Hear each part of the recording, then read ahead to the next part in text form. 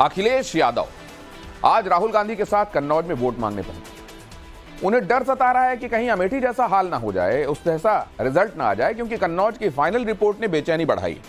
परिवार का वोट मांगने के बाद भी अखिलेश पूरी तरह से कॉन्फिडेंट नहीं है। योगी का 80 वाला दांव भी उनके गुणा गणित को बिगाड़ने की पूरी कोशिश कर रहा है। कन्नौज में अखिलेश से लेकर लेटेस्ट रिपोर्ट क्या है, अखिलेश को लेकर, उनकी स्ट्रैटेजी को लेकर latest report, big and bold की पहली एक्सक्लूसिव रिपोर्ट।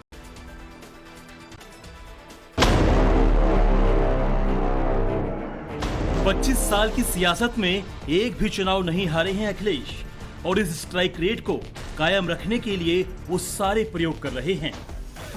अखिलेश यादव के लिए राहुल गांधी वोट मांगने पहुंचे। पत्नी डिंपल यादव को 5 साल बाद कन्नौज की गली गली घूमना पड़ रहा है। बेटी अदिति यादव भी पिता के लिए प्रचार कर रही हैं। 15 दिनों के भीतर अखिलेश 4 बार कन्नौज का दौरा कर चुके हैं। ये सब कुछ बता रहा है कि कन्नौज में अखिलेश यादव के लिए चुनावी डगर आसान नहीं है। मुलायम फैमिली से लेकर राहुल गांधी को कन्नौज लाने की जरूरत क्यों पड़ी, तो वजह इन तस्वीरों से समझ लीजिए। कन्नौज में अखिलेश यादव के खिलाफ अमित शाह से लेकर योगी आदित्यनाथ हर मुमकिन रणनीति बना रहे हैं।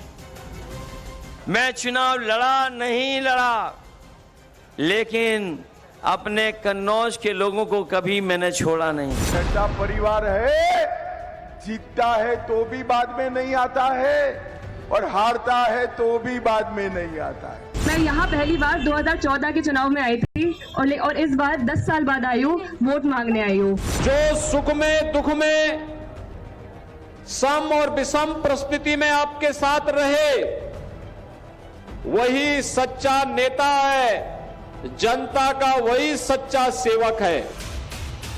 ये फैक्ट है कि 1999 से मुलायम फैमिली का कोई ना कोई सदस्य कन्नौज से लोकसभा चुनाव लड़ता रहा है, लेकिन इस बार की फाइनल रिपोर्ट थोड़ी अलग है।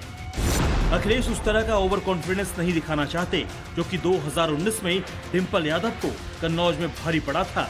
अखिलेश उस यादव वोट बैंक को भी नहीं गंवाना चाहते, जिसमें पिछले इलेक्शन के दौरान बीजेपी ने सेंध लगा दी थी।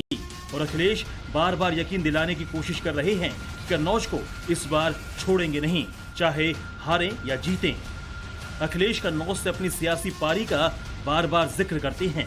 कभी पिता का नाम तो कभी पत्नी डिंपल का नाम लेते हैं।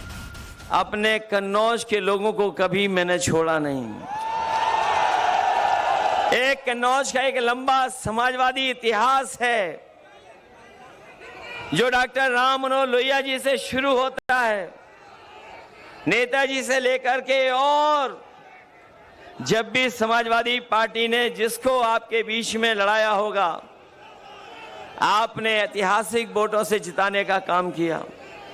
और जब मैं जीता हूं तो इस कन्नौज को विकास की ऊंचाइयों तक ले जाने का काम किया है। जितनी रोकनी है रोको।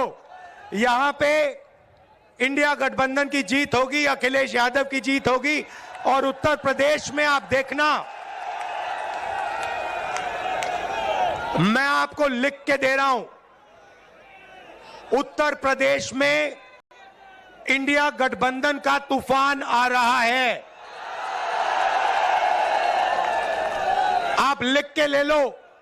यहां पे बीजेपी की सबसे बड़ी, देश में सबसे बड़ी हार उत्तर प्रदेश में होने जा रही है। लिख के ले लो। लेकिन चुनाव प्रचार थमने से कुछ घंटे पहले कन्नौज में शक्ति प्रदर्शन करने वाले अखिलेश रणनीति में चूक गए। अखिलेश यादव सिर्फ 11 मिनट तक बोले और राहुल गांधी 13 मिनट तक, यानी कुल 24 मिनट की स्पीच। जबकि अकेले अमित शाह कन्नौज में 27 मिनट तक अखिलेश फैमिली पर अटैक करते रहे। उनसे पहले कन्नौज में योगी आदित्यनाथ भी नॉन स्टॉप 19 मिनट तक बोले थे। अखिलेश के भाषण में इमोशनल अपील थी तो राहुल के साथ गठबंधन जस्टिफाई करने का मौका, जबकि बीजेपी नेताओं ने परिवारवाद से लेकर कन्नौज को ठगे जाने पर तंज कसा और विकास कार्यों के साथ फ्यूचर विजन भी सामने रखा। 10 सालों तक मुलायम से परिवार को आपने वोट दिया या नहीं दिया? अरे जोर से बोलो, दिया या नहीं दिया? ये ऐसा परिवार है, जीतता है तो भी बाद में नहीं आता है और हारता है तो भी बाद में नहीं आता है। समाजवादी पार्टी की जमानत जब्त करिए बहनों और भाइयों। विकास जितना चाहिए आप बताइए, आपके विदुना में भी और कन्नौज में उतना विकास होगा। सहमत हैं? सहमत हैं? घर घर जाएंगे, मोदी जी का संदेशा लेकर के जाएंगे, सुब्रत पाठक को विजयी बनाएंगे, कमल चुनाव चिन्ह पर भारी बहुमत से विजयी बनाएंगे। तो सुख में दुख में, सम और विषम परिस्थिति में आपके साथ रहे, वही सच्चा नेता है, जनता का वही सच्चा सेवक है। और श्री सुब्रत पाठक ने लगातार आपके बीच में रहकर के उपस्थिति का एक रिकॉर्ड बनाया है। अखिलेश और राहुल गांधी एक मंच पर आए तो इसके जरिए उन वोटरों को अपने पाले में लाने की कोशिश की गई जो पिछली बार खिसक गए। लेकिन इस बात की गारंटी क्या कि सब कुछ फील गुड फैक्टर रहेगा? कन्नौज में 2,90,000 यादव वोटर हैं, इतने ही मुस्लिम मतदाता हैं, 2,70,000 ब्राह्मण मतदाता हैं और 1,80,000 राजपूत वोटर हैं। कन्नौज में सबसे ज्यादा दलित हैं जो कि करीब 3,85,000 बताए जाते हैं। अखिलेश को लगता है कि यादव और मुस्लिम उनके पक्के हैं, इसलिए शक शुबा की कोई गुंजाइश नहीं।